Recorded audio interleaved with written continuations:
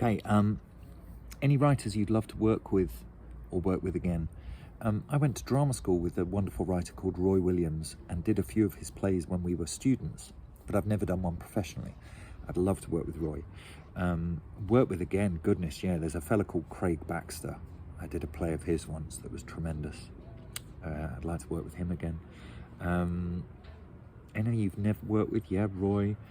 Overall, what do you think of writers? Friend, enemy, obstacle, resource, necessary evil, neurotic, needy. My goodness, you can't lump them into. I hope people don't lump us actors all into one awful bracket of lovies.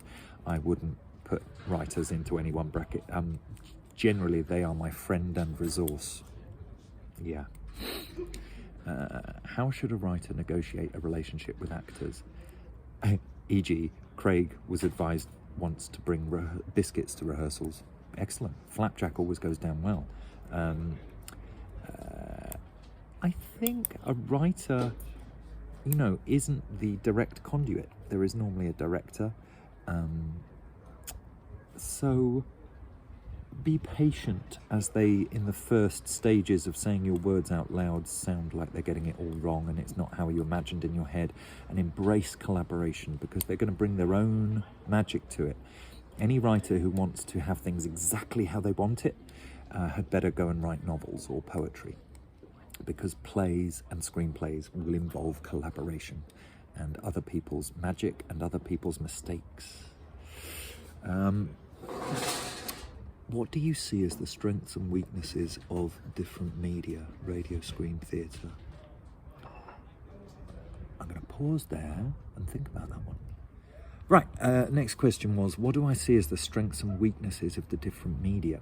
Well, as far as I see it for writers, theatre is, you'd think it wouldn't be this way round because of the big budgets of film and telly, but actually theatre is where, for a writer, it's limitless. You can write anything in theatre. People can be sitting on a park bench and you can write the stage direction. 8 million daffodils emerge out of the floor if you want, and that is the designer's job to make it seem like that's happening. The audience have already agreed a contract of using their imagination in a theatre, whereas with TV and film often it's kind of like, if it doesn't look realistic, we don't believe this. You're actually weirdly imaginatively more restrained in film and TV than theatre, I think. For you as an actor, do you expect different things from a radio or theatre TV script? Yeah, but I don't really know how to answer that. Is that okay? From the outside, this is Craig, it strikes me the relationship with the script is different in different media. Radio, you might read through it once, then record it, and it's done. TV, you turn up having learned your lines and the scenes, but you not necessarily know the content of the rest of the script. Yeah. Theatre, you rehearse the play several weeks and then perform it multiple times. Does that mean you expect, want, or need different things from a script depending on the medium? I don't know about what we expect or need from the script. I think it's just like something has to take off, and when you're filming, it's like a helicopter and it just takes off vertically. And with theatre, it's a very slow runway and then a very long flight. But it's meatier. It's got a bigger engine, often. So do I need different things from a script? Yeah, I suppose I think it's great when a film or TV script is very clear in the physical directions of what it wants you to do in the physical action. I was talking to someone the other day. I don't find it massively helpful when scripts keep saying beat when they mean there's a pause. In film and telly, I'd rather they said very specifically, nobody at the table moves, or Steve goes to get a glass of water while Sandra stays in her seat. Like, tell me what's happening in that physical break. Whereas in theatre, you can write pause, as Pinter does all the time, and it feels all right. Yeah, everyone knows to just stand still. Okay, the different genres: movies, horror, rom-com, thriller, and in theatre, tragedy, fast, musical. What do you need as an actor? Salt and pepper, comedy and horror. Oh yeah, there's a note Craig and I talked about. Yes, so say I was employed to play Hitler. or someone was, I as an actor would always try and look for the surprise element. So if you're playing a monster, you know, I would be interested in the aspect where Hitler was really good with dogs. You know, dogs loved him, and he loved dogs, rather than just playing a despot and thinking about being a maniacal, horrible person.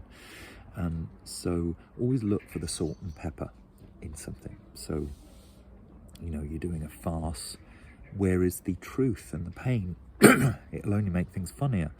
And if you're doing a really serious play, where is the humour? Because it'll only help pull the rug from under the audience's feet when you then bring out the truth and beauty. Any thoughts on script formatting? How helpful is it? I don't know the rules, but it seems helpful. All these things like final draft and what have you. You might as well go with what everyone's going with, because why fight it?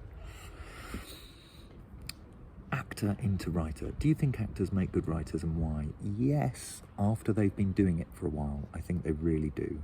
It's the same bit of the brain, it's just telling stories, isn't it? So I absolutely think all actors can write, and all writers, well, here's a funny statement, I probably would be all right as actors if they gave it a go. But certainly the other way around, storytelling. For your own screenwriting, what is the best advice you've been given? So, sorry to name drop, but I was given a great piece of advice early on by Irvin Welsh, who said to me, when he read an early draft of something I had a go at, he said, you know that stuff you write and then you stop because you think, oh shit, no, that's not what it's supposed to be like. That's not how people write. Write more of that.